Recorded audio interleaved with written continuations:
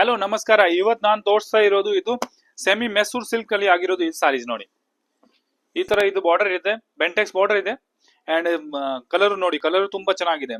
Brown colour ಇದೆ, just orange border ಇದೆ ಇದ್ರದ್ದು. ಪಲ್ಲುನು ತೋರಿಸ್ತೀನಿ ನೋಡಿ.